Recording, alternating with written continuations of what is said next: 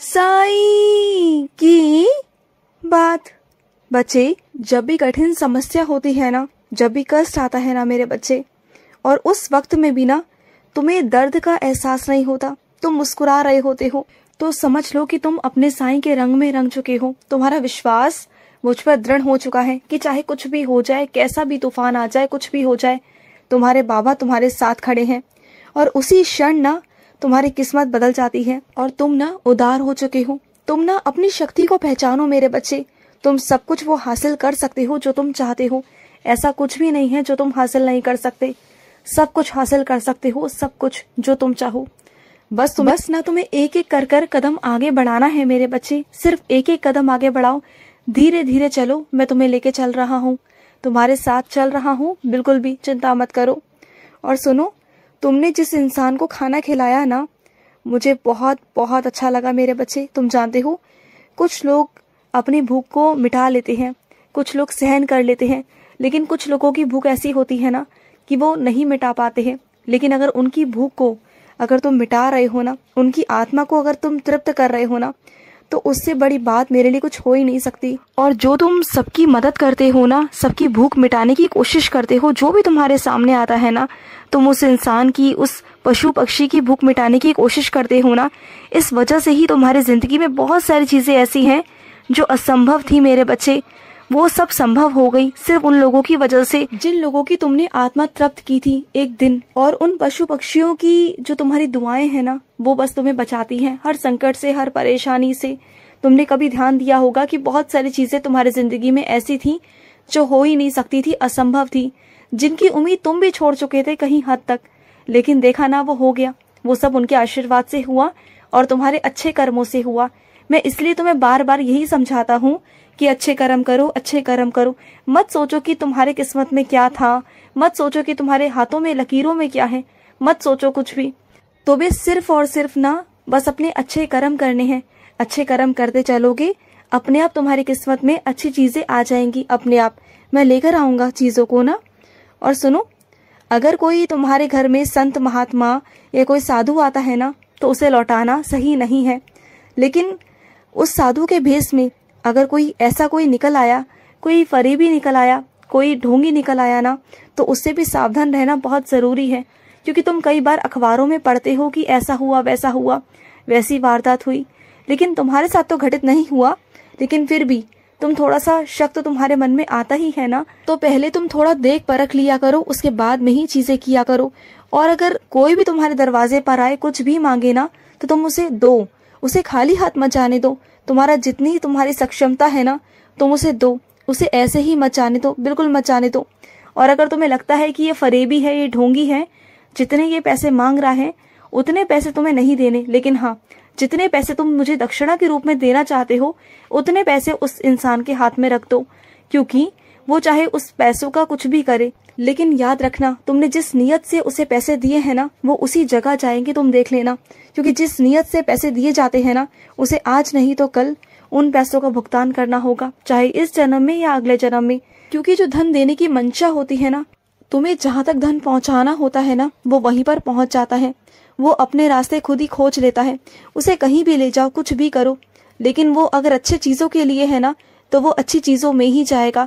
उसे कोई चाहे बुरी चीजों में ले जाने की कितना भी कोशिश कर ले, उसे वो घूम फिर कर वही सीधे रास्ते पर लेकर आएगा। तुम देख लेना, अगर पैसा जिंदगी आबाद कर सकता है तो बर्बाद भी कर सकता है। अगर लोगों की जिंदगी संवार सकता है तो बर्बाद भी कर सकता है, लालच में आकर। तो बस यही चीजें हैं मेरे बच्चे। तो कोई भी चीज ज्यादा हानिकारक होती है, चाहे कुछ भी हो। और सुनो, तुम्हें बहुत थकावट होती है ना आजकल, बहुत ज्यादा थकावट होती है ना। थोड़ा सा भी काम कर लेते हो तो थकावट सी महसूस होती है। तुम्हारे पास इतने सारे काम होते हैं घर के कि एक साथ तुम सारे कामों को नहीं कर पाते हो। तो थोड़ा थोड़ा कर लो ना मेरे बच्चे। पहले थोड़ा कोई काम कर लो, फिर थोड़ा सा आराम कर लो, फिर उठकर दोबारा दूसरा कोई काम कर लो, फिर आराम कर लो। ऐसे करोगे ना तो सारे काम भी हो जाएंगे और तुम्हारे शरीर को कष्ट भी नहीं होगा। आराम आराम से सारे काम कर सकते हो। और सुनो, तुमने अपना प्यार लुटाने का, अपनी भक्ति करने का ना, तुमने एक अलग सा नया तरीका तुमने ढूंढ लिया है मेरे बच्चे। मुझे मालूम है कि तुम अब नए तरीके से अलग ढंग से भक्ति करने वाले हो मेरी।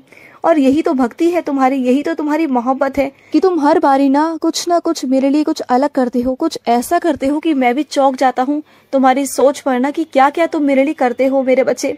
और तुम्हारी भक्ति ही है जो तुम्हारी नैया पार लगा रही है मेरे बच्चे। जो कुछ भी नहीं हो रहा था तुम्हारी जिंदगी में वो सब कुछ करवा रही है मुझसे। मैं विवश हो चुका हूँ आने के लिए तुम्हारे पास। तुम्हारी श्रद्धा, तुम्हारा विश्वास, मुझे आना ही पड़ता है, मुझे खींच लेता है अपने पास मेरे बच्चे। मैं रुक ही नहीं पाता, चाह कर भी ना मैं रुक नहीं पाता। और सुनो, तुम्हारे घर में कोई ऐसा मेहमान आएगा जो बिना बताए आएगा, अचानक से आएगा, और एक वक्त पहले वो तुम्हारे बारे में कुछ उल्टा सीधा भी कह चुका होगा। तुम्हारे मन में उसके लिए कहीं ना कहीं नफरत भी होगी, लेकिन तुम उसे लौटाना मत। अगर वो तुम्हारे घर पर आए तो उसका आदर सत्कार करना। कम से कम उसके अंदर की जो मैल है ना तुम्हारे लिए वो निकल जाएगी, उसका मन बदल जाएगा तुम्हारे लिए। तुम देख लेना, तुम आए ना, अगर वो बड़े हों तो उनके पाँव छू लेना, अगर वो छोटे हों तो उन्हें प्यार देना, लेकिन उनके साथ कोई बुरा बर्ताव मत करना। ये जो दुनिया है ना मेरे बच्चे, ये तुम्हें नीचा दिखाने का कोई मौका नहीं छोड़ती, तुम्हें हर वक्त नीचा दिखाती है, हर वक्त। लेकिन एक तुम हो कि कोई भी काम करने से पहले इस दुनिया के बारे में सोचते हो, चीजों के बारे में सोचते हो। मत सोचा करो ना, जिस दुनिया के बारे में तुम सोच रहे हो वो कहाँ तुम्हारे बारे में अच्छा सोच रही है। क्यों किसी के बारे में सोचना, क्यों समाज के बारे में सोचना, अपने बारे में सोचना शुरू कर दो। क्योंकि तुमने हमेशा ना दूसरों के बारे में पहले सोचा, ये समाज क्या सोचेगा, ये दुनिया क्या सोचेगी, लोग क्या सोचेंगे, ये सोच कर ना तुमने अपनी जिंदगी को बिल्कुल खराब कर लिया है। लेकिन अब तुम अपने बारे में सोचो, अपनी चीजों के बारे में सोचो। वास्तविकता तुम्हारे सामने लेकर आ तो रहा हूँ, चीजें तुम्हारे सामने लेकर आ रहा हूँ, अब तो थोड़े से सख्त हो जाओ ना। बातें करना सीखो, लोगों के सामने जवाब देना सीखो। जब तक तुम लोगों को जवाब देना नहीं सीखोगे, अपने अंदर आत्मविश्वास नहीं लाओगे ना, तो लोग तुम्हारे बारे में ऐसे ही बातें करेंगे और तुम्हारे सामने भी करेंगे। तुम कुछ भी नहीं कर पाओगे। चीजों को समझने की कोशिश करो ना। और सुनो, कुछ लोग तुम्हारे आसपास ऐसे हैं जो तुम्हारे बारे में हमेशा निंदा करते हैं, तो ऐसे लोगों का भी तुम्हारे आसपास रहना बहुत जरूरी है। अगर वो तुम्हारे आसपास नहीं रहेंगे ना, तो कौन तुम्हारी कमियों को बताएगा। क्योंकि जो तुमसे प्यार करते हैं ना, वो तुम्हारी गलतियों पर पर्दा डालते हैं और तुम जहाँ के हो वहीं रह जाते हो। लेकिन लोग जो कुछ है ना निंदा करते हैं तुम्हारी कमियों को देख कर ना, बिल्कुल इस तरीके से तुम्हें बताते हैं ना कि तुम्हें बहुत गुस्सा आता है, तुम्हें चुभ जाती हैं चीजें, और तुम उन्हीं चीजों को लेकर और बेहतरीन करने की कोशिश करते हो और तुम वहां से बहुत आगे निकल जाते हो।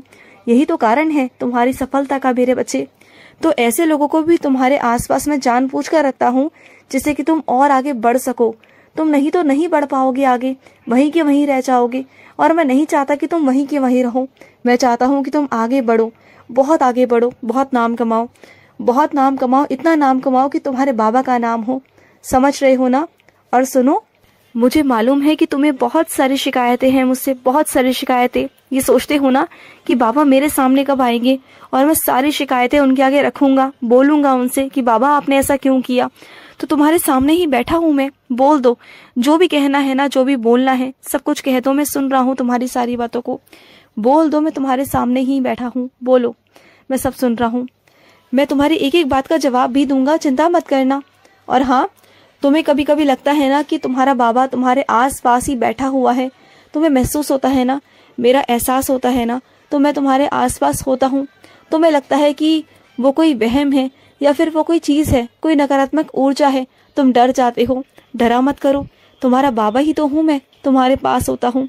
बस ये है कि तुम्हारे सामने ना बिल्कुल सही तरीके से नहीं आ सकता। अगर आ गया ना तो तुम मुझे जाने नहीं दोगे, इसलिए मुझे तुम्हारे सामने ऐसे ही आना पड़ता है, चोरी छुपे।